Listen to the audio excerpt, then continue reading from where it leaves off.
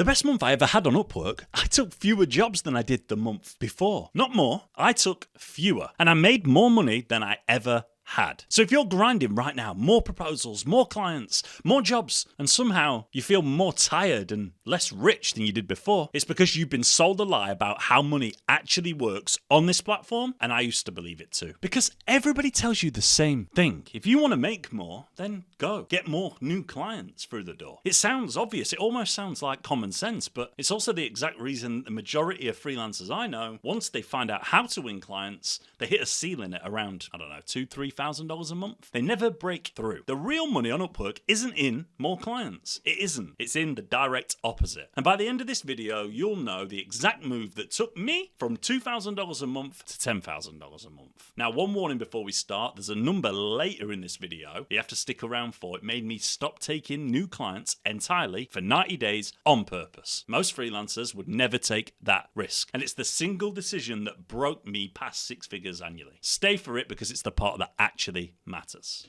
How do I know this? Well, I'm Michael, a $500,000 earned on Upwork, top 1%, expert vetted, but the part that matters is this. That $500,000 didn't come from hundreds of different clients. It actually came from 57. A handful, if you like, that I never let go of. So let's talk about the treadmill that you're probably on right now. A developer that I know called Jordan was crushing it, on paper at least. Web developer fully booked, inquiries coming out of his ears, working with maybe, I don't know, 15, 16 clients, I think it was, across a 60-day window. Sounds like a dream, right? He was exhausted and somehow still broke. 15, 16 clients, 60-hour weeks, and a bank balance that looks like a beginner's. Well, the reason why is brutal because every one of those 15 clients was a one-off. A job would land, he'd deliver it, and then it would end. And the moment it ended, that income vanished. He was back in the proposals, fighting for the next one. He wasn't running a freelance business at all. He was running on a treadmill that never stopped. And the second that he stepped off, got sick, took a week on holiday, his income went to zero. That's the trap of get more clients. More clients doesn't mean more money. It means more churn, more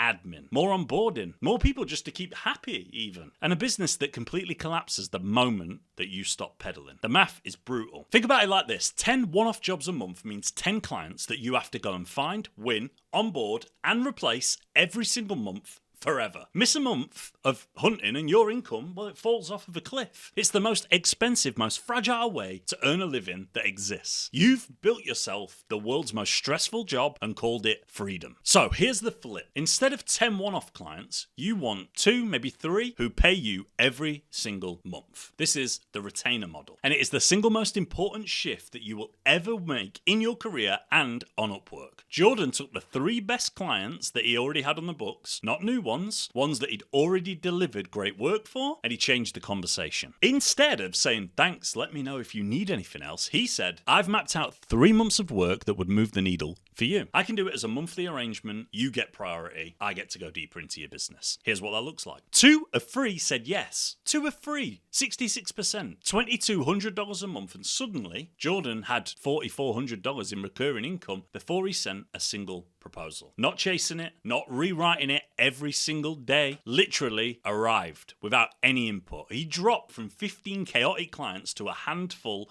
of deep ones that he built relationships with, cut his hours nearly in half, over half even, and made more money. Because the money was no longer walking out the door the day that a job ended. It was compounding month after month after month on top of itself. A quick one before the next part, comment and tell me, are you charging per project or are you charging per month right now? Just that. I'll tell you straight which one is capping your income, because I can almost promise you if you're per project, you're leaving the majority of your earning potential on the table. Now, why do clients say yes to a retainer? Because you can't get one by asking nicely. You get one by being the person that they can't afford to lose. And that comes down to positioning. This is the piece that almost everybody skips, and it's why their retainer pitch falls flat. A generalist, they're replaceable. If you're a web developer, there are 10,000 of you out there, and the client will happily swap you for a cheaper one when the job's done. But if you're the person who rebuilt their checkout and knows their entire system inside and out, replacing you is painful and expensive. That's what makes the retainer feel an obvious decision to them instead of risky. A copywriter that I coached did this deliberately. She stopped being a copywriter and became the email specialist for a specific type of e-commerce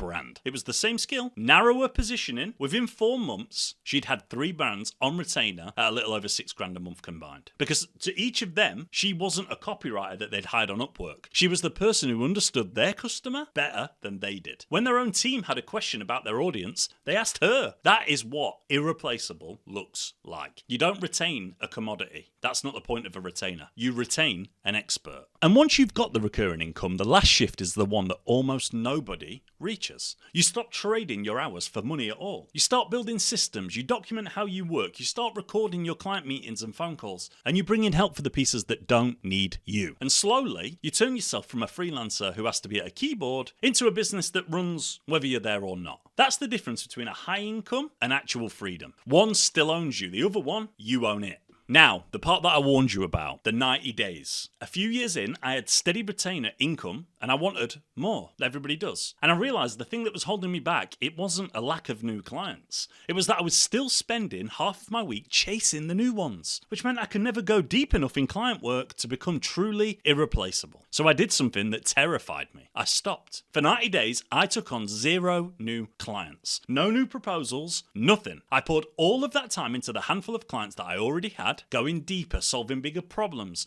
becoming truly essential to their business. And the number that made it worth it, in those 90 days, 2 of those clients tripled what they were paying me. Not because I'd asked, because I'd made myself impossible to replace, and they could feel it. I made more in that quarter from fewer clients than I had in the 6 months before chasing new ones. That's the whole secret, and it's the opposite of everything you've been told. It was never more clients. It was fewer clients with stronger relationships and making yourself the only person that they cannot afford to lose. Volume is what you chase before you understand how the money actually compounds. So look at where you are now. You're not a freelancer hoping to stay booked anymore. You understand the actual machine. Retainers over one-offs. Positioning over volume. That is a business, not a treadmill. The next thing to master is what to charge, how to raise your rates on the clients that you've already got without losing a single one. That's the next video. It's the difference between a good income and a great one. If you've enjoyed this video, go and check this one out here. I'll catch you in the next one.